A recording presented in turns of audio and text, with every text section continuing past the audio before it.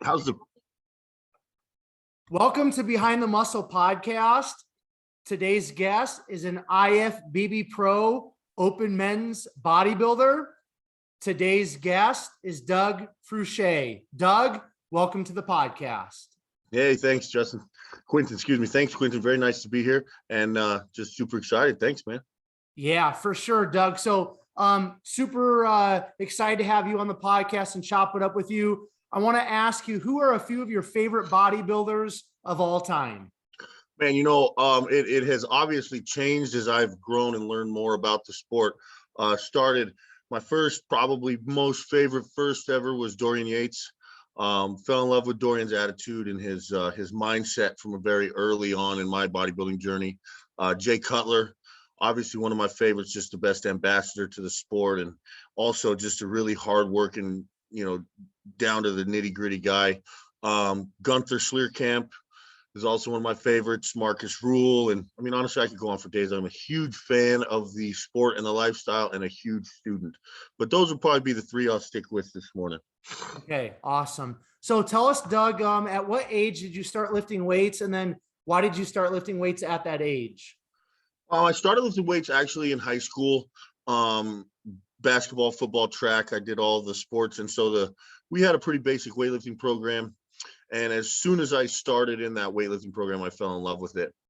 And it really, you asked me why I started. There really wasn't a choice for me. It was just as soon as I felt my first pump, I knew that it was going to happen every day, and no matter what, it was my goal. And I still remember the first pump like it was yesterday. Very cool. Love that. So I kind of like to use that last question, Doug, just to kind of transition into my guest's backstory, a little bit of their upbringing. So talk to us about where you grew up, talk about your childhood, maybe talk a little bit more about sports, some of the influences in your life when you're younger, up to about high school, and then we'll move on from there. Sure. Yeah. I grew up, I was born in El Paso, Texas, which is West Texas, right on the Mexico border and the New Mexico border. A broken family, grew up with my mother, and we moved around a lot between Albuquerque, New Mexico, and my dad's parents in Las Cruces, New Mexico. So back and forth between those two places in New Mexico. And that's where I grew up, was New Mexico. Played high school sports, mostly basketball. I loved basketball. And my mother and I were very close. So there was just a lot of, it was a great upbringing. I wouldn't say it was a troubled childhood, but it definitely wasn't a nuclear family. We had our struggles, but everybody does. And I think that those struggles really helped me to mature early, probably earlier than I thought I thought I matured much earlier than I did, really, actually. But, just I'm real close with my mother, and sports was everything for me. I always knew that I had to use my body, be active. Basketball, of course, my first love. And I played basketball, but was probably built better for football. And, I played football a little bit, but basketball and track and field were really my two things. And that was it. I mean, as far as influences in sports, I fell in love with Bo Jackson pretty early on. He's one of my favorite athletes of all time, just because of, he just was a real simple athlete, and all the amazing things he could do were both skill related and just simple strength and will related. And it was like, he just was one of those people that it came easy to, and he just really loved it. And so that was really cool. But yeah, that's it. And then I played sports in high school, didn't play in college. And that was it. Then I joined the Army at real young, joined the Army at 18. Okay, so before we kind of get into that, I want to ask you, you said you were really close to your mom, and she was a pretty big influence on your life as a young person. Is there something or more than one thing that maybe your mom really instilled in you? Was it a work ethic? Was it maybe something she always called you or said? Is there anything that sticks out in mind when I ask that?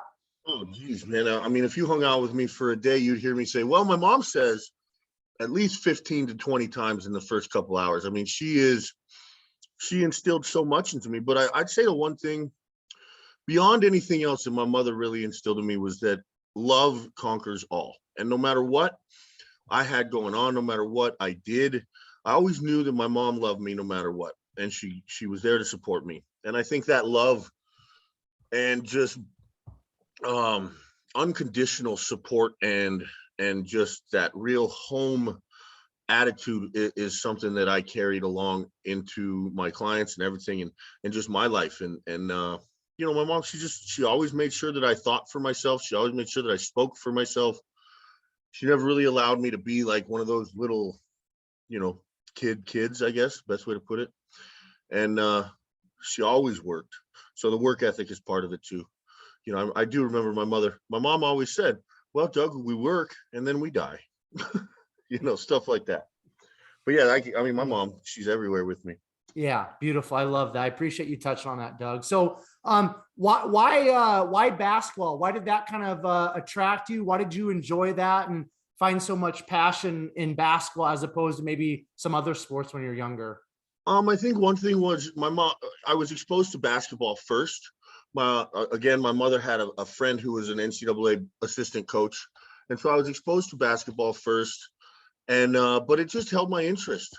Football never did because it was too expensive for us to play really when I was not in high school. And so I never got into that. I played basketball and I played like, you know, AYSO soccer. And I like both of them, but I definitely like basketball more. And of course, with the access to the NCAA team every now and then, that was really cool. And I was pretty good. I was pretty, you know, I was pretty gifted when it came to basketball. So I excelled fairly well until I got to high school. Okay.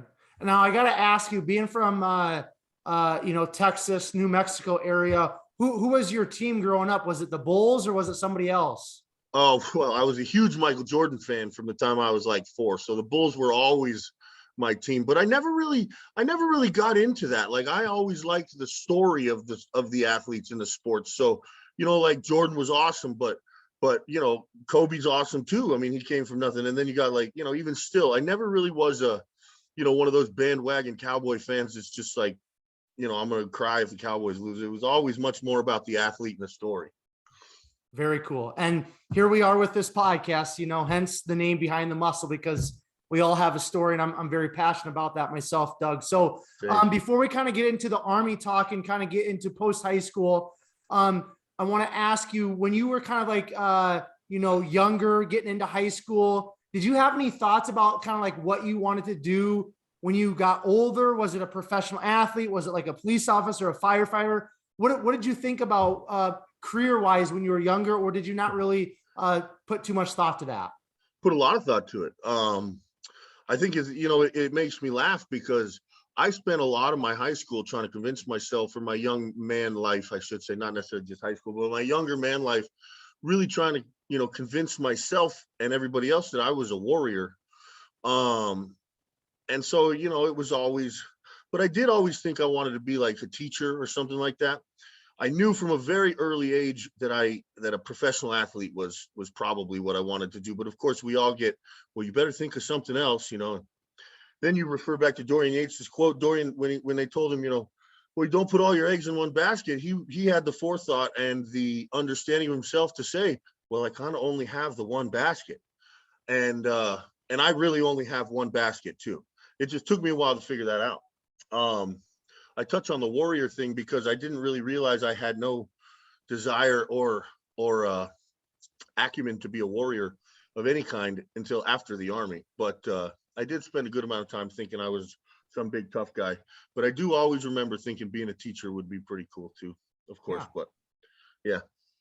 Love it. All right. So you said you joined the Army at 18. I mean, how did that come about? I'm assuming that ties into the warrior thing, but you know, talk about a little bit of that experience, if you don't mind. Well, you know, being a wayward boy, a young kid, I was never always on the straightest path. I was a pretty stubborn kid who always had to figure out why the decision was wrong for himself. And so I just kind of lost my way my senior year of high school. Sports fell apart. And college wasn't really something I had thought about, and drugs were there. And so for that senior year, I was just kind of wayward. And I just remember my mother kind of saying, well, you need to figure out what you're going to do. And I drove by a recruiter one day, and my dad, who, you know, like I said, he wasn't around, but he was in the Army for a brief time. And so I just kind of rolled into the recruiter and was like, let's talk about this. I don't really have anything to do. And I was still in high school. I wasn't really going very much, but I was still there. And, the senior year, you don't really do much. And I had taken all my tests and everything. So it's stupid. But so I remember I just went in and I took the ASVAB, scored very high on the ASVAB. And so the recruiter was like, yeah, you can do whatever you want. And I was like, well, I'm 17 and a half. I'm still a senior in high school. And he said, well, you can get your GED and you can go. And I was like, good. I want to get out of here, And so that's what I did. And I kind of just called my mom and said, hey, I figured out what I'm going to do. And I went and took my GED and I'm all set. So I'm going to do that. And I just kind of booked it and left for Fort Benning, Georgia in the Army Infantry. All right. So, yeah. So how long were you in, and what were some of the highlights or experiences that you kind of had with the Army? I made it all the way through training and went to basic training and infantry school and airborne school and the Ranger indoctrination program, really hard nosed into being one of America's top fighting forces. And like I had mentioned, my test scores and everything were all very good. But they let me go pretty much wherever I wanted in the infantry. And by the time I got to my first duty station, I spent about 6 months there as an 18-year-old kid in Italy with very little supervision. Not that I'm blaming the Army. I totally take full responsibility, but I had very little supervision, a license to drink, and a paycheck of $1,000 a month. So I think that's about all I need to surmise how my Army career went. I was out pretty quick before 2 years. So, and of course, obviously not proud of that. It took me a long time to accept that and even be able to talk about it. I lied about it for a good little while, but yeah, that's how it went. And then I came home and struggled to find my way a little bit longer until bodybuilding saved my life. All right. So let's get into that then, because obviously being a professional bodybuilder, you're very passionate about that. And it's, I think probably giving you some sort of identity as we'll kind of expound on that. But how did you kind of get exposed to bodybuilding specifically? You said you started lifting weights in high school for sports, but how did bodybuilding come to be? And let's just start kind of talking about the beginnings. Well, bodybuilding really, it probably started in the Army, because when I was in Italy, and we didn't have much to do, there were a couple guys I met that were in pretty good shape. And, I've always been a bigger dude, and always, I was meant to be in the weight room. So when I got in there, especially with these guys that were like 24, 25, I started to get exposed to some of it and the training, and I loved it. And then when I came back, like I said, it took me a little while when I got back home to kind of find my way, bounced around, getting in trouble for probably 6-8 months. And then my cousin and I started going to the gym together, kind of as, he's like, come on, man, let's get your shit together and let's do this. So we started going to the gym, and I just fell in love. I remember we used to watch Pumping Iron on his computer before we go. We drink our NO Explode. I mean, everybody's got this story, right? But it was everything to me from day one. And one day there was a natural guy. I'll never forget him. His name's Brian Raphael. I guarantee you he'll listen to this. He came up to me one day. I was at the water fountain. He goes, you ever thought about competing? And I was like, oh, no, man, I'm way too tall, way too skinny. There's no way that'll happen. He goes, you're wrong. That's literally what he said. He looked at me and he goes, you're wrong. And I just went home and I thought about it a little bit. And, really all I had seen is Muscular Development a little bit and the magazine, not even the internet. I mean, the internet existed. I'm not that old, but, it definitely wasn't the MD of today. So I had seen the Muscular Development magazine and Pumping Iron. And so I went and I just read a little bit. I read, my cousin had the Encyclopedia of Bodybuilding, so I started reading a little bit. And I just went back the next day or a week later and I saw Brian and I was like, hey, Brian, okay, talk to me. What's this about? Let's see what we got. And the rest is history, man. It gave me a sense of, to begin with, it gave me something to do where my energy could go. And once I started to see what my energy was producing, especially compared to anywhere else in my life where I had all this energy and I was putting it somewhere and it wasn't doing as much, my energy was matched with my results 1-to-1. It was amazing. It was an emotional thing for me, even. And as my body started to manifest my effort, there was just no looking back. There was no holds barred. It was it. So what was the name of that first gym you went to? Was it kind of like a more old school hardcore gym, or what was it like? No, it was a great gym. It still is. It's called Define Fitness in Albuquerque, New Mexico. And I mean, they were the top gym in the city. And the cool thing is it's a locally owned company. So it's not like an LA Fitness or anything, but they're a big gym, you know, in the grocery stores and good equipment. I haven't been there in a few years, but I think they're still pretty good. But that was the first gym I went to. And when I was there, that was where all the biggest dudes in Albuquerque were. It was cool. Awesome. So how did you kind of learn then, Doug, how to train like a bodybuilder? Was it through the magazines? I know you said you had Arnold's Encyclopedia of Bodybuilding. Was that kind of where you got a lot of that? Or did you have an early mentor to kind of show you the ropes, so to speak? Brian showed me a little bit of the rope, Brian Raphael. He showed me the first little bit, but it really was kind of like, I've always been a really voracious reader, and not necessarily like a science guy, more like a leisure reader. So I read, remember what I take from it, and that's it. I'm not going to take notes. I'm not going to highlight stuff. I'm not going to keep journals. I just like knowledge. And but it was a culmination. I mean, you become obsessed with something, you're going to take it from everywhere. And that's what I did. And I really have been literally obsessed with bodybuilding since I was 22 years old. I'm 34, almost 35, you know, and it's been every day. It's the first thing I've thought of since that I wake up, and what I'm going to train that day.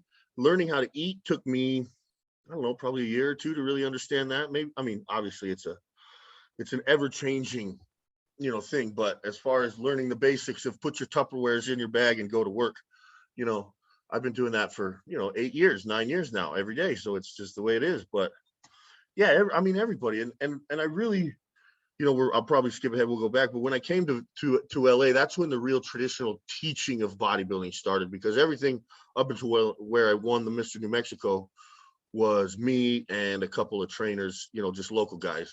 And there was one pro in New Mexico who did help me a lot. I should mention him, Jojo, named Jojo Intaforo. He's from Ghana, him and his brother. He taught me quite a bit. I should mention him. He was probably my first training partner. We trained together. I was so honored to train with him as a pro. And we trained together for probably a good year or two. Yeah. Excellent. So talk about your first competition, your first show, because everybody kind of has a first show story, and some people love it, some people hate it.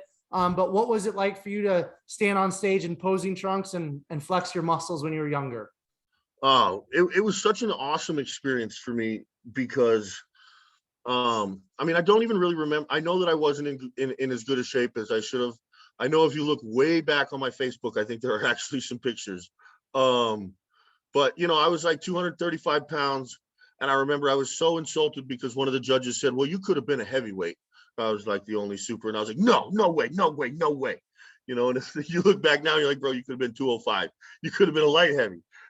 but I remember the one thing I remember about the first show was Scott Stevenson, who I don't know if anybody knows. Scott Stevenson was there. He competed in it because he was David Henry's training partner at the time. So David Henry came, which was just out of this world to see David Henry in person. And I remember sitting in the weigh-in, and Scott Stevenson took off his clothes to stand on the scale. And I had never seen somebody with so much dick skin all over his back and glutes. I was like, what the fuck is this?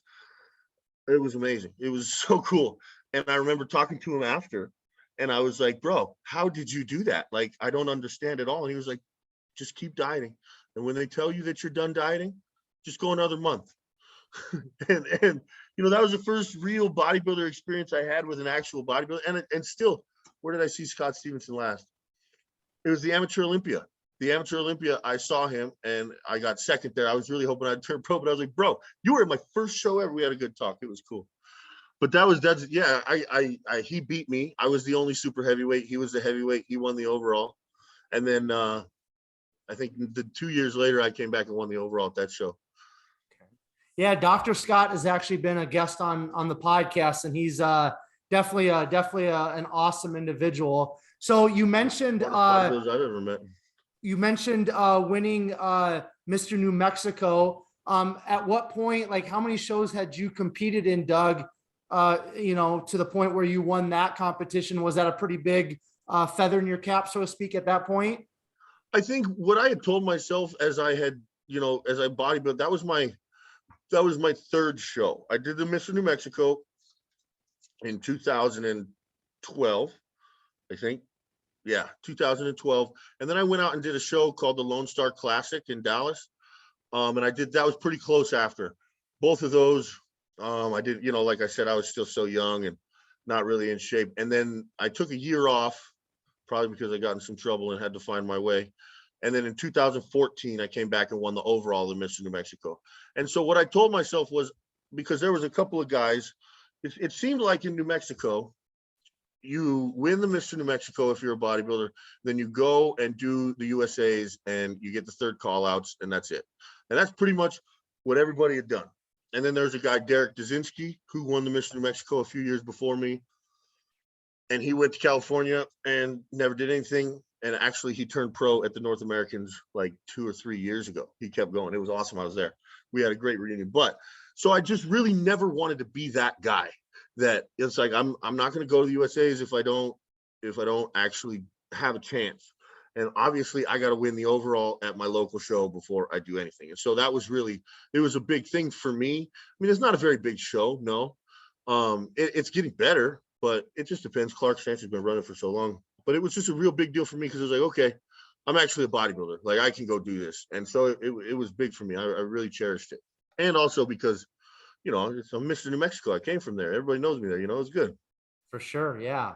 So talk about your decision to move to California. And you said that's really when the bodybuilding coaching, teaching really began for you. So why did you move to Southern California? And then talk about just maybe some of those early influences once you got out there, because that's kind of the Mecca, right? Yeah, that's why I went. You know, I was on probation in Albuquerque for 5 years.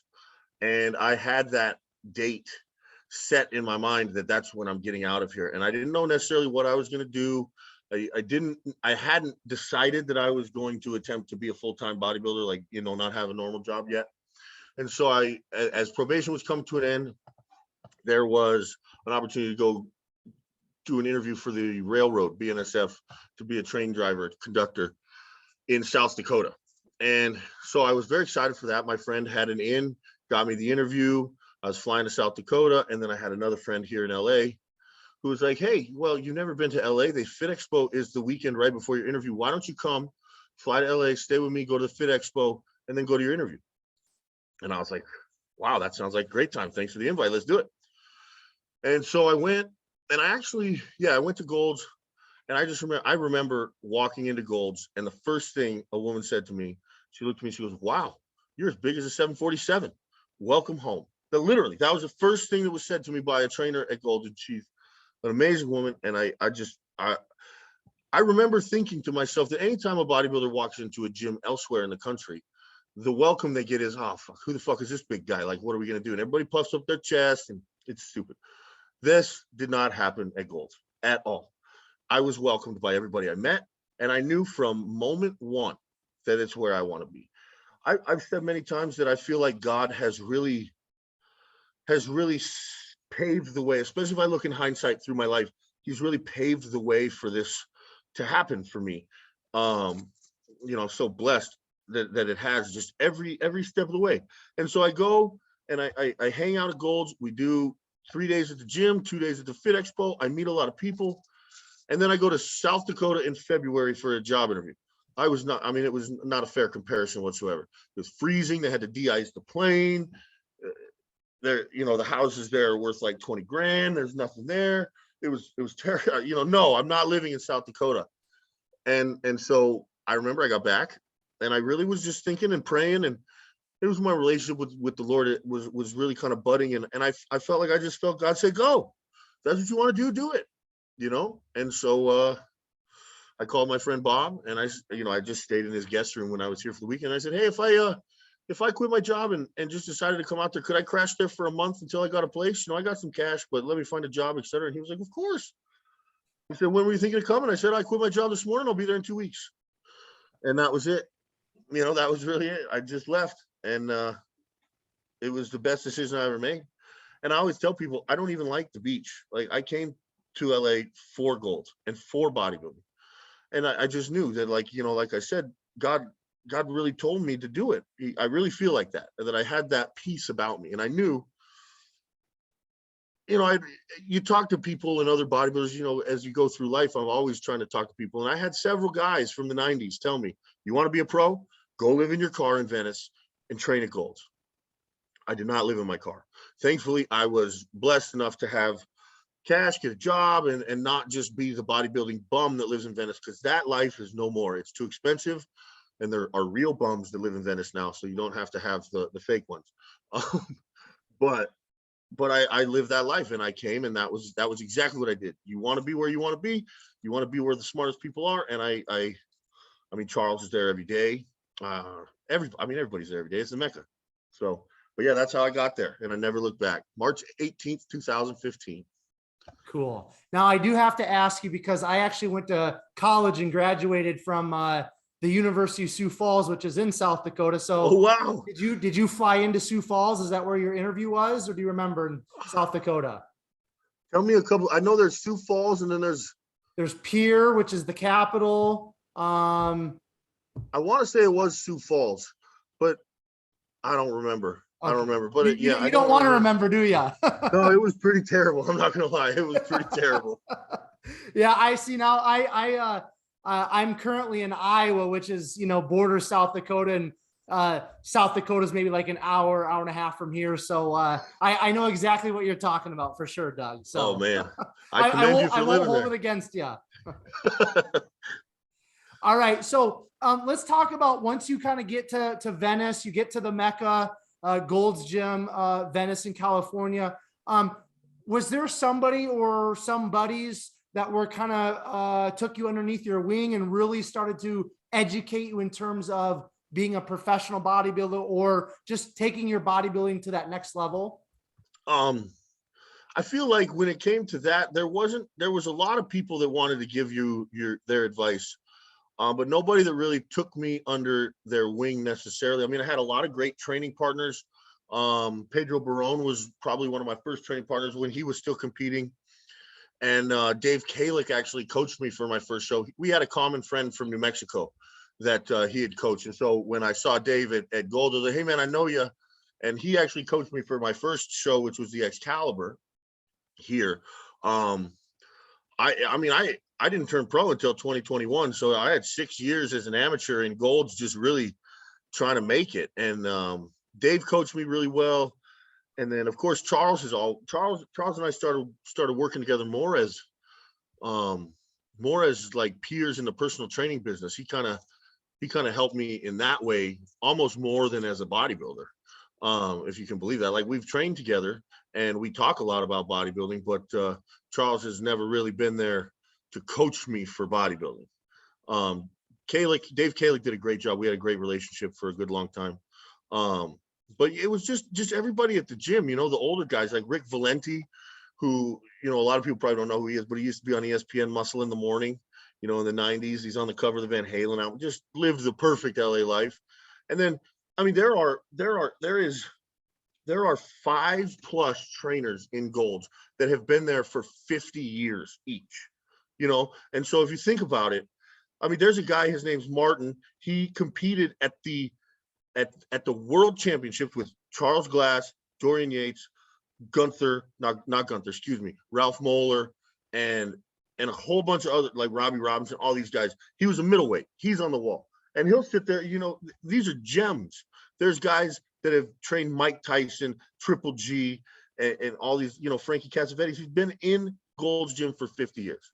And those, I mean, it's a plethora of knowledge and experience. It's the best place to be. And now I consider myself one of their peers, and I love it so much. Yeah. So before we kind of talk about, a little bit more in depth about your bodybuilding career, let's talk about you becoming like a trainer, and that has really become your career, right? So let's talk about that. I mean, did that really start when you moved to Venice, and then how did you kind of begin to gain clients and just build that as a great revenue and career for yourself, Doug? Yeah, I actually, I was in the technology field in New Mexico, on a local level in small business to business sales. And so when I came out to LA looking for that kind of job, just was a different market, and I really wasn't going to be able to find anything. And honestly, I didn't like it at all. I mean, it didn't hold my interest. It was just paying the bills for bodybuilding. And so I pulled into an LA Fitness one day and just kind of asked for a job, and they gave me a sales job, which I hated. But I saw training and like, everybody, because I was already in shape and, a bodybuilding. So people were like, well, will you train me? Will you train me? And I was like, I'm not really a trainer. But I just was like, screw this sales thing. I'll go get my certification. And so I went home. I literally got my certification overnight, walked back the next day and told the guy, here, I'm a trainer now. And if you would have told me a year before I started training clients that I would have loved it so much, I would have told them, you're lying. You're absolutely lying. I don't even like people. You really think I'm going to teach people to work out? But again, like I said, I really do feel like a lot of my life has been preordained, or it's been made. It's exactly what I should do. And I know it because of my proficiency at it and my satisfaction and fulfillment that I get from it. And the fact that I've never advertised once, not even a little bit. I've never really had to grow my business. I moved over to Gold's almost because the personal training manager at Gold said, will you please come start your business here? We'd love to have you. And I was the last independent trainer that they took, which is another thing. It's like, wow, I got in there right in time.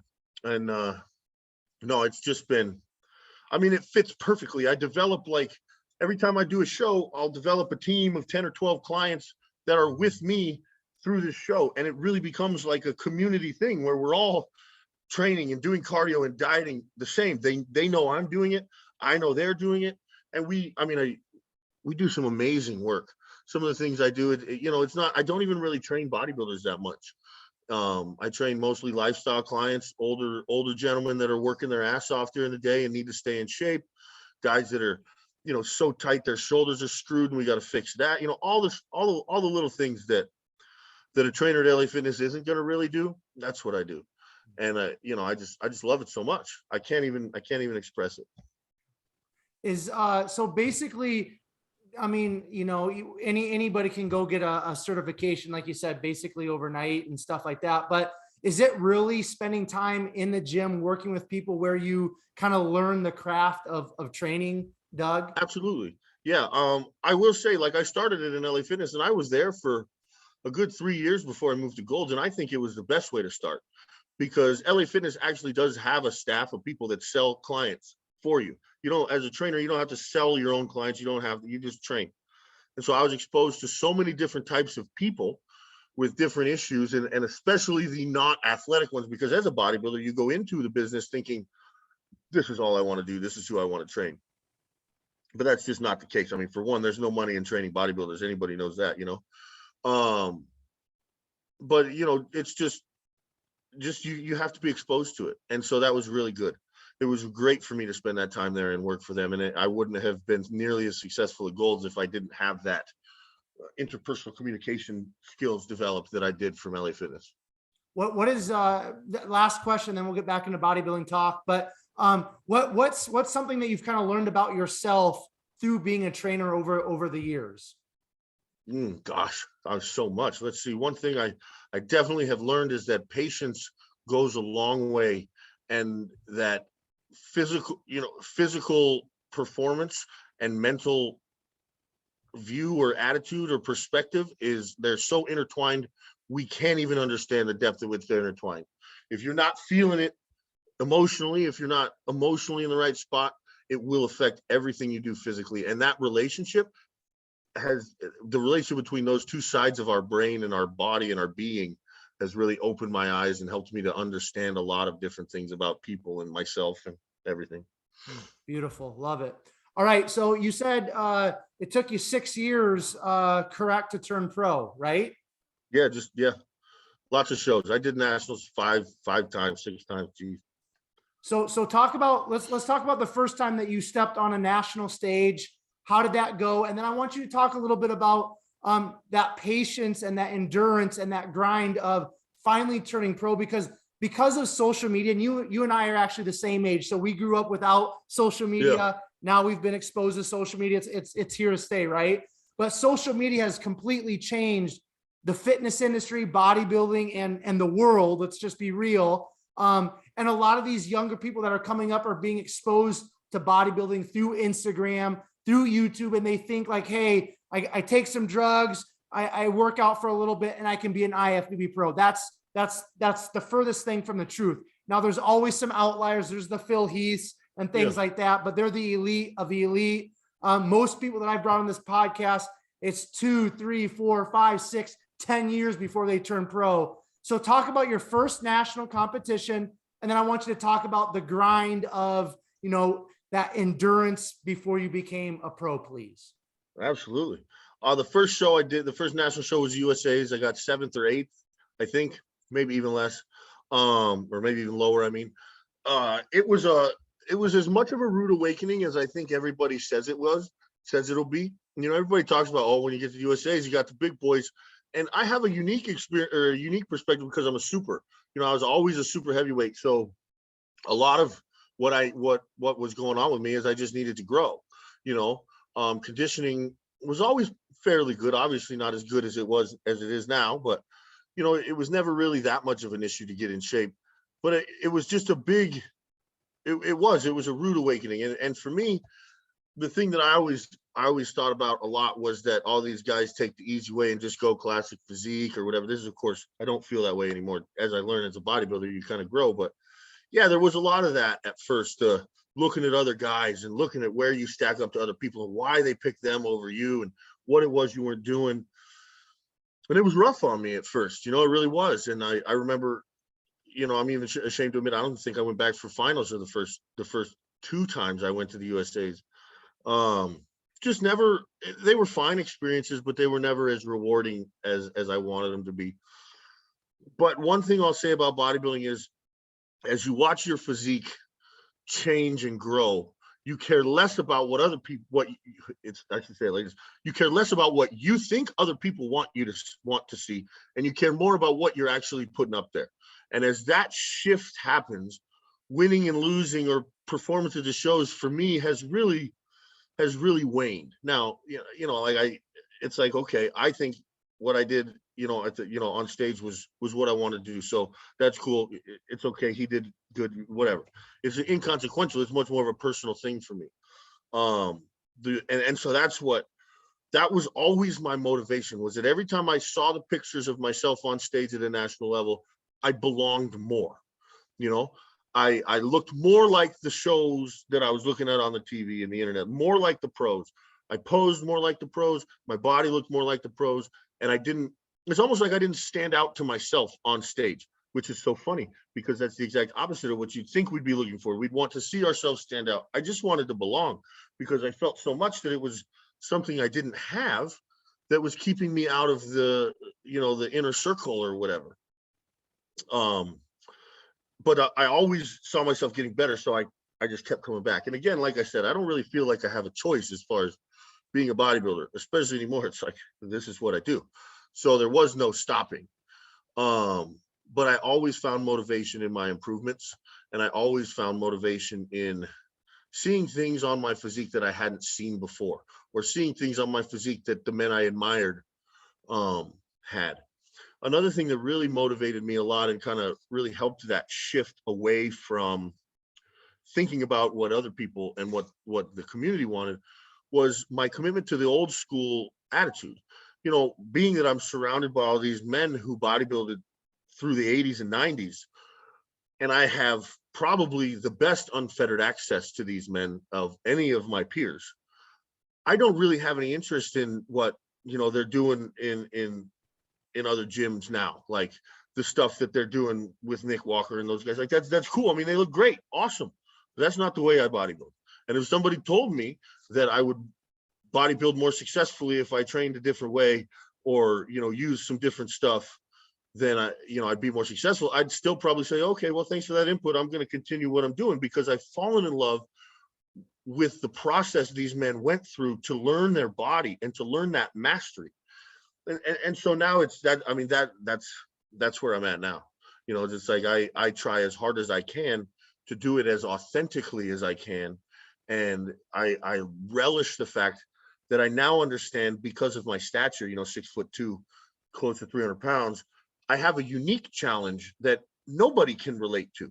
So, you know, there's not many bodybuilders, pro, amateur, or otherwise, that can even relate to to my journey. So why would I compare myself to them? And of course, that's true for everybody. That's true for every bodybuilder. Everybody's body is different. Everybody's journey is different. And that's truly where the beauty of bodybuilding is understanding, capitalizing, and mastering that. 100%. Love it. So when did you actually realize that at some point, hey, I'm gonna be able to be a pro? Was there ever a national competition that you walked away and you're like, man, like I'm almost there. I know I'm gonna be able to do this soon. Do you have a memory of that or not? Yeah. Hunter Labrada turned pro 2018 Nationals, I think. And I think it was 18 or maybe that was 19. One of those two, but it was that Nationals. I was there. That was first call out. I got 5th place. But I that was the one where it was like, people had reacted. They're like, Jesus, you're huge. Like, holy cow, you look good. Like, even Labrada was like that. He was like, wow, dude. I remember we were getting tanned together. And he's like, Doug, you can't even fit in the tent, the tanning tent. And so we developed a good relationship. But that was the first one. I remember it was me. I think it was me, Brent Swanson, Nate Spear, and a couple other guys were in that group. I think it was he's a big dude from Minnesota. Forget his name, but he's a cool dude. All of us were up there, and it was like that was the first time I was in the top 5. I got to talk to the top 5 guys. I didn't just leave carrying my gym bag with my towel over my head. Really cool. It was a good time. And after that, when I went to the Amateur Olympia and got 2nd, and I lost by 1 point to the guy from Mexico. That was like, that's when, by that time I knew it was like, okay, if I just keep going for a little bit longer. But I always told myself if I didn't I didn't want to turn pro as a Masters, so it was like, I gotta get in there before I'm 35. That was really kind of my thing. Yeah. So talk about, you said you turned pro in 2021. So why don't you talk about what show did you turn pro at? And then what was that experience like for you? Was it emotional? Did you just kind of say, hey, I got my pro card, on to the next thing? What was it like for you? What show and what was the experience for you? It was the best experience I could have had. I was so thankful for it. It was amidst all the COVID and stuff. And it was after I started working with Chris Aceto before that Nationals, the last Nationals I did. And I got pretty close. And Aceto said, you need to find whatever show you can that's close because you're in shape and you're close. So, find a show. And so we're looking for a show, but of course it's COVID time. So there's not really any. We find a show in Russia. We can't get a visa. We find a show in Argentina. That show gets postponed and then canceled. And then there was a show in Guadalajara that didn't get canceled. It was a good show. So I signed up for that. And then it turned out I have some business partners in Mexico that came with me. And so I got basically an escort to Mexico from Mexicans. It was awesome. And Guadalajara was an awesome city. We went down there and it was a good show. There's a guy from Panama named Dennis who was, him and I were probably the 2 best guys there. And it was awesome. I was backstage with him and the rest of the people, and the rest of the guys were like coming up and taking pictures with us backstage at prejudging, including the expediters. Like, everybody was so excited to have us there. I feel like I really got the experience of a pro at the pro qualifier. It was a great show, very well run. And not to mention that, one of the most attractive things to me about bodybuilding as a business and as a career is the amount of travel and exposure that we get. And especially as I've become a trainer, like being able to share knowledge with somebody from thousands of miles away who also loves what you love with everything they have. It's the most emotional experience I think I've ever had. And to see these other dudes, like, at that show in Mexico, in America, you go to a show and it's like, you might got 5 people in a class that are actually in shape. And then you have 4 or 5 that it's like, you might have waited a month or two, it's okay. Thanks for coming. But that is not the way it is in Mexico. Everybody that I saw was in shape. Like, of course, not everybody was huge. Not everybody looked great, but everybody did the work and everybody was conditioned. I was really impressed. Everybody. And everybody loved it. I did a couple seminars and went to a couple local shows with the business people I was with while I was down there. And it was like everybody was just so emblazoned with passion about this. And I couldn't get enough of it. I really couldn't.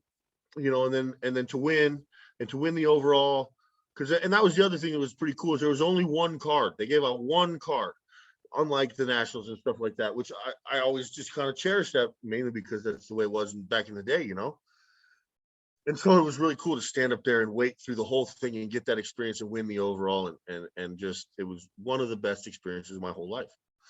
So then where did you make your pro debut at then? Pro debut was Tampa Pro that year. I always told myself when I was, coming up through the amateur ranks and everything, I always said, I'm not going to be that guy that turns pro and then you don't hear from him for a year or two. Like, that's just not who I'm going to be. And so even though, I looked like a national level competitor at those two shows, but I did Tampa and Dallas right away because they were the two. I thought about trying to swing Chicago, but there were like 25 people. And I was like, nah, that's not but so I did Tampa and I did Dallas and I was pretty happy with it.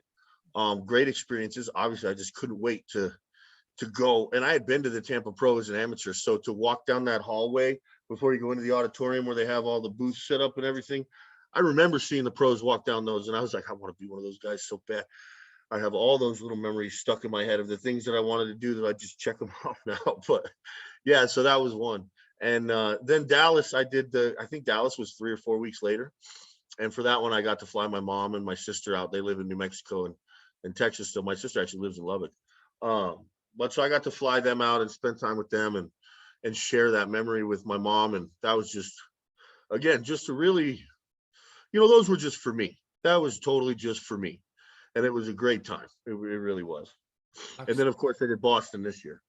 Yeah, we're going to get to Boston here in a minute, but I want to ask you, you said you have been working with Chris Aceto when you turned pro. Are you still working with him then? It's kind of up in the air at the moment. We're still on the fence about whether we're going to keep going or not. I have my coach right now that's working with me full time is Kirk Chittick. He's a Golds guy. He's him and Big Will Harris still running around. He's been around for 20, 30 years. Good guy. What's something I know, obviously Chris is one of the best in the business, but is there something that he kind of helped you learn or taught you during the time that you guys worked together? Chris, he just understands the body so well. I remember one time I sent him pictures and he made changes to my diet. And I was like, I told him, I said, I don't understand how you know exactly when to make the change when all you see is a shitty picture from my kitchen. And he goes, you tell me it's going to snow in Maine. I don't have to ask you what the temperature is. I know what the day is going to be like. And so he really just showed me that it's, he's very good. He also really helped me with patience and being able to understand that you don't have to change things all that fast. Yeah, Chris is a great experience. Whether I continue to work with him or not, it was an absolutely great experience, and I absolutely cherish it so much. And just the fact that that's when I went, okay. So when last year, before I went to Mexico, I did the USA's, which was in December. And then 4 days later was the Amateur Olympia in Tampa. So we had the USA's in Arizona, and then because it was COVID, and then the Amateur Olympia 4 days later. So this is one thing that I got to do with Chris was we did 2 national level shows in 1 week where he conditioned me, dieted me, and peaked me for the show in Phoenix. Then I got on a plane, flew to Orlando.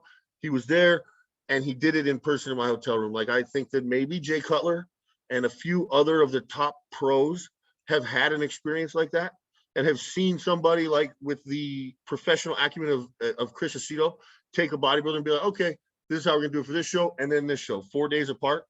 Like, I feel like if I write a book, that's a chapter. And there's a lot of stuff that people will want to know about how that went and a lot of memories. So that's what I'll say. That was really cool to be able to do that with Chris. So just a few weeks ago, like you mentioned, you competed in the Boston Pro. I actually saw on Muscular Development on their YouTube channel some video of you and Jose Raymond in a hotel room, and you were posing for him. He was kind of giving you some advice. So why don't you talk about, because I heard the Boston Pro is an amazing pro show. I know it was the first year they had one there. So talk about that experience and what was it like being able to, just have a little input from Jose? Oh man, that was coming to Boston was really awesome because I picked out that show early and I knew I was going to do it probably before people even knew it was a show, I think, because I just saw it on Instagram, emailed them, was like, give me that contract, I'm going, and I took the opportunity to also go to Bev's gym in New York before the show. So I took the whole week and I flew to JFK, stayed in Long Island till Wednesday, and then drove to Boston for the show. So it was a really great trip for me. I got to pose with Steve in the posing room at Bev's and spend some time with him. And then we knew we knew that it was going to be something pretty good. Like I was in shape. And so I was really excited. And when I got there, obviously Chris and Jose are pretty good friends. And so when I got there, Chris tells me, he says, go find Jose and ask him to take a look at you. And I was like, I've never met Jose. But he's like, here, call him. He's at this gym, just go. And, Tito Raymond, Jose's brother, is a Golds, or he was. Now he's a Golds. And so I've known him for a long time, but I've never met Jose. And it was like it's like I knew him because him and his brother are so similar. It was so cool. But I mean, that was another one of these things. I have watched countless videos of Jose and the like on muscular development, talking to competitors or wrapping up a show, and just to think that it was me now, oh my gosh, it was so awesome. And just to have I have so much respect for him and so much, just admiration. I mean, I've watched his videos. I watched him on stage at the Arnold when he looked so unbelievably freaky. And I love that look. I love the stone, the total conditioned look. Like that was, yeah, that's about all I can say about that. It was amazing. It was awesome. Do you feel like you made some improvements from your 2 shows last year into this year at the Boston Pro? And if so, what do you feel like that was, Doug? Oh, absolutely. I think, conditioning, I'm always chasing after I have it in my head as like Andreas Munzer, but not dead. Basically, like I want to be the most conditioned I can possibly be and the biggest I can be. Like, I want to go to the max. And so every time we get in shape, we get in better shape. And every time we get in shape, I'm a little bit bigger. I think the improvements I made really were more in presentation. Obviously, I grew a little bit. I got harder for this show than I did last year. But mainly the biggest changes were in my presentation, I think, because I had much more confidence to show what I really had at Boston. And then especially as I got on stage and started showing what I had and actually it was noticeable enough positive feedback for me to feel it, which had not happened before. Usually you go out on stage, or for me, usually I'll go out on stage, especially at Tampa and Dallas, and it's like, well, okay, I followed Steve Kuklo, and he's got a whole bunch of applause, and then there's Doug, and it's just like, well, there's his girlfriend, like waving at him, which is great and all. But this time, like when I went out and I turned around and I flexed my glutes, I heard a gasp from the crowd, and everybody. It was more like I was treated as though I belonged. And that was my goal, was to come into Boston and show that, I'm here in LA and I'm doing something pretty special. And this is what I got. And so, and to be received that way, that was the biggest improvement for me, and to pose more confidently, and also just to get the good feedback from Steve and that kind of stuff. Those were huge. Are you planning on competing later this year? And if so, what show or what shows? Oh yeah, I'm doing the New York Pro. I'll be in New York May 21st, and then I'll be back at the Cal May 28th, just because I can't miss the Cal. But I have my sights set on New York, and I did not slow down. I did not stop. I did not slow down, and I really can't wait for you guys to say. I'm hoping that what you'll say is, how did you do that in 8 weeks? That's what I'm hoping. What's is your ultimate goal to stand on the Olympia stage then? Like, within your career, is that kind of the ultimate bodybuilding goal? Yeah, I've been saying since I started, since I knew how cool the sweatsuits were, I've been saying that I just want that sweatsuit. I want that sweatsuit with my name on it. And now, my fiance, she's an Olympian, and that was kind of her thing, was she got her sweatsuit, and now she's retired. I don't think she's actually retired though. Just don't tell her that. But yeah, that's it. Like that, I don't know where it's going to take me, especially now as I said, I've really found my path, and it's such a personal thing for me that honestly, if I could just do the same thing every single day and just get better, I'd be happy. I don't know where that's going to land. I mean, there's so many different variables. All I know is I'm going to do everything I can, and I'm sold out 100% for it. Right. Love that, man. All right. Before we wrap it up here, I want to ask you, training. How has your training over the years evolved, or how has it maybe stayed the same? But specifically, what does your training kind of look like, Doug? Well, this would be a cool question, man. My training has evolved immensely. I mean, like I said, I guess I'll use the term self-taught. Of course, I never want anybody to think that I haven't gotten advice and help, because I obviously have, from a lot of different people. There's a really good quote that goes something like, you know, take what somebody offers, mix it with what you have, and come out with something ultimately original, right? And so that's kind of what I look at life. I carry around a golf bag, and every now and then you're adding something to your golf bag, you're taking a club out of your golf bag, whatever. So I feel like as a younger bodybuilder, I was really wrapped up in the rules. You got to train every body part once a week. You got to eat every 2 hours. You have to stay really regimented. You can't overtrain. You can't undereat, et cetera, et cetera. As I've been exposed to more people like, you know, Mike O'Hearn, everybody, and really learned, for the past 8 months, I've been training twice a day, 6 days a week, and then I train once on Sunday. So I go pretty crazy. Legs Mondays and Fridays, hamstrings in the morning, quads in the afternoon, push Tuesdays and Thursdays, shoulders, triceps in the morning, chest in the afternoon. Wednesdays is back both times. You know, and I'm blessed to have the time. I'm blessed to have the ability and the ability to recover and the resources to eat and train the way I am. But I started that about, now we're almost 6 months ago. I started doing the twice a day thing, and I'll train at 7 a.m. and then I'll train at 1:30 p.m. With 3 meals in between. And I just, as I started that, of course it was difficult. And of course I kept thinking, oh, I'm overtraining. And of course I got tendonitis in my elbows and shit for a little while. But as I worked around that and got the body work and worked through these processes, let your body recover a little bit. Okay, go at it again for 3 weeks, twice a day. I started to see what I've seen in the Road to Olympia in 1994. When you're watching, I don't know if this is the exact year, but when you're watching Flex posing in the magic mirror and everybody's standing around him and you see things and you're like, how the fuck, how does his lats have striations in him? How does he have, you know, his hamstrings are ropes, like all these things. I started to see these things manifest in myself, and I'm like, oh, so this is how they did it. They sold out 100%. So these rules that we have, that's just really to prevent people from overtraining when they're not in shape enough to do it. But the body and the brain, the body and the mind is adaptable, and it can handle this stress. I mean, yes, I'm at the gym 12 hours a day. I train clients, I do cardio, I train clients, you know, and I'm sold out to it. Thank God my fiance can handle it and doesn't mind dealing with a grumpy guy like me. But, you know, yeah, it's just totally, that's what I do. And I love it. And I don't know that I will stop until my body tells me, dude, you got to stop.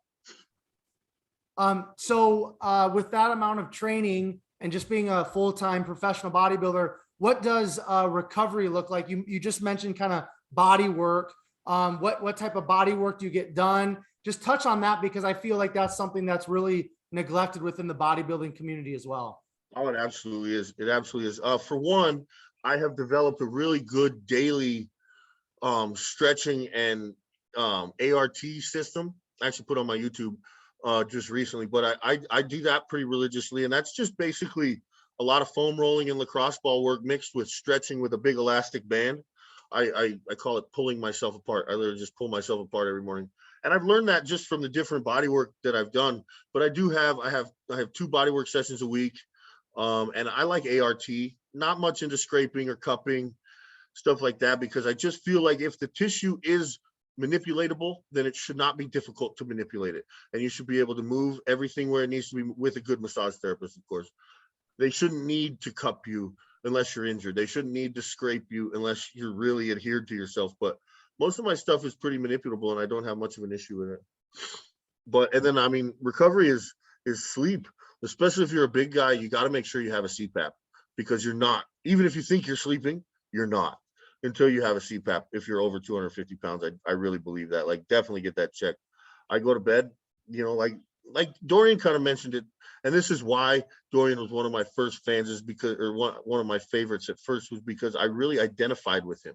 You know, he would say things like, well, if my wife wanted to go to a movie during prep and it ended at 11, well, my bedtime's 10. Sorry, I can't go. You know, and it's like, that's me. My bedtime's 7:30. You want to see me, call me at 7, you know, or, and that's just the way my life is. My mother knows it. Everybody in my life knows it. And it's just, that's what it takes. I truly feel like, well, at least I'm going to find out if that's what it takes. You've brought up mindset a few times throughout your sharing your story. And I know Dorian Yates was well known and still well known for mindset. Talk about mindset. Talk about how maybe bodybuilding has helped you gain a stronger mindset, and just talk about maybe a little bit of that journey in terms of your mind and that growth.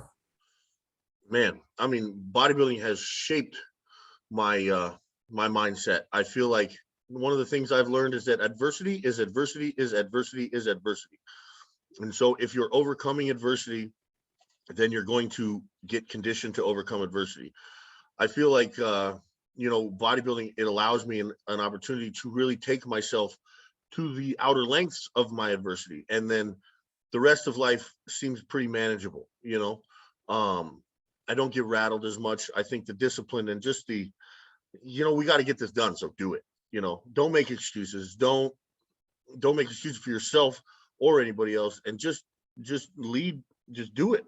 Just get it done, whatever has to be done. And that's really what bodybuilding has taught me. Just stay steady, stay patient, and stick to the plan, do the work. All right. So kind of the last thing here, and then I'll give you some of the final words to wrap us up here, Doug. But faith, I know there's something mentioned in your bio on Instagram about God, I believe, or faith or something like that. And you've kind of mentioned that again, sharing your story. So when did faith start to become something that you tapped into, and what does that kind of mean to you now as an adult? Well, my mother always exposed me to church and faith. She's a Christian, and she always exposed me to it. But I think I didn't really embrace it until, I'm going to say it's about, like 2017 or so. And of course, just like everything else, it evolves so much with me as I learn and as I grow with God. But I mean, faith, God is, he has blessed me with everything I have. And I came to the realization that it's like, I truly feel like God has me here for a reason. I don't know what the reason is yet, but that's my motivating faith right there, is I have faith that God has me here for a reason. And every day before I leave for work, I pray that God will prepare my heart and my mind and my body for the tasks that he has at hand for me. I feel like God hired me for the best job. I'm one of the most blessed and lucky men, because I actually get to do what I love every day for my career. Like, that's what God chose me for, and I found it. I feel like that's something that people don't have the blessing to do most of the time, and I take that very seriously. And so because I feel like that, I that's my reason for putting everything I have into it, and my motivation for continuing to do so. He saved me every step of the way from myself, and from myself mainly, because I'm the only one who's ever tried to fuck myself over. And but from everything, I've lived a charmed life. I'm blessed, I'm highly favored, and I'm so thankful for it every day. Excellent, man. All right. So last question that I have for you. Maybe looking back at, a young Doug just getting into bodybuilding. But I kind of want you to just speak to maybe some of the younger listeners, or those people that are just getting into bodybuilding. What's maybe something that you wish you knew then that you kind of know now that you want to share with somebody that's just getting into bodybuilding? Oh man, I could write a book on this subject alone, but I'll go with a few things that I think are really, really important. One, drugs are not as important as you think they are. Obviously, they're in the game. I don't want to talk about them much. I'm not really a guy that talks about them, but I will tell you that they are not as important as you think they are. They will not do what you need them to without the work. And there is no better steroid than a 20-minute nap. Like, sleep and food and training is everything. I hope that my physique shows that I have done. Like I said, I take the old school mentality very seriously when it comes to the drugs as well. And I hope that my physique demonstrates clearly enough that the work I do in the gym and the work I do at the fork matter very much to what your muscle looks like. I aim for that density to be there, and that density does not come with that. It comes from the work. And then the other thing is, don't rush anything. There is no rushing this game. There is no easy way out. There is no quick way, but it is the most beautiful journey of self-discovery and self-expression that I've ever found. And if you're patient enough to see that beauty, you will really benefit from it. That's what I got for the younger guys. Love that. All right, Doug. So first of all, I just want to say thank you for coming onto the podcast and sharing your story. I really appreciate that. I want to just kind of give you the opportunity, just share with the listeners and those who are watching on YouTube, where can people find you? Where can people connect with you? Any sponsors, any shout outs, anything like that? I want you to share that now. I know you have a YouTube channel, so make sure you let us know about that. And then if you have anything else that you kind of want to share in wrapping things up, any final words or thoughts, the platform's yours. Once you're done, I'll do the outro and we'll wrap everything up for today. Okay. Rock and roll. I'll start by just thanking you for having me on here. I'm really excited for the position that my career's in. I really hope that, I'm thankful for opportunities like this to kind of put my story out there, because I know that there is value in the things that I've developed over time here at Gold's. I know there is value not only in the physical fitness world, but just for life in general. And I'm excited to share that. I'm excited to kind of take a step out onto this stage a little bit more. And that's what Boston was all about. That's what this year is for me. I have so many good sponsors. I feel like, it takes a village to do this right. And I have a very good village. I mean, Good to Go Food Prep here in LA cooks all my food. Crazy Wear has been such a great support. Don and Jill, Don Smith from Crazy Wear. Obviously Gold's Gym, great for me with the new ownership and everything like that. Muscle Icon Media is doing a lot of my media stuff. I'm very thankful for them. I'd be remiss if I didn't say again how much I love my mama and my family, and my support, Carly, my fiance. I'm just really thankful for the people I have. I have a training partner who's been with me for like 5 years. His name's Will, and he's like my brother, man. So Will, I love you. Very thankful for you, and I'm thankful for everybody who views this as a bodybuilding community. And that's probably how I'll wrap up, is that of all the things I really hope to do and hope to be a instrumental part of, is one thing I really want to do is I'd really like to bring the bodybuilding community nationally back together a little bit more, take away some of the adversarial nature, take away some of the I know more than you, and really realize that, guys, we have been doing this to the human body for going on 70 years now. Really, we'll say that, if not more. I mean, obviously back, but as far as bodybuilding is concerned, and it's all the same knowledge, that we just all know how to communicate differently. And I hope to someday be able to, bring that community together a little bit more and celebrate how we've all developed a way to do this same thing. So there we go. Very well put, Doug. Thank you so much. And I'm looking forward to seeing what the rest of the year brings. Maybe towards the end of the year, I can bring you back on and just talk about some of your other competitions, if you don't mind. Would that be cool with you? I would love to. Okay. Excellent. That would be awesome. Let me also mention, I do have a website. It is bethetide.one, www.bethetide.one. You can always reach me on Instagram or email. I'll answer both of them. And of course, my YouTube channel, new stuff all the time. Cool. And what's your Instagram, Doug? Oh, it's at Douglas Fruchey. Just my name, nice and simple. Excellent. All right. Those of you who are tuning in to another episode of Behind the Muscle podcast, I just want to say thank you so much. If it wasn't for all of you, the podcast wouldn't exist. Those of you who have already subscribed to the YouTube, subscribed onto another platform, listening to this podcast, I just appreciate you. Thank you so much.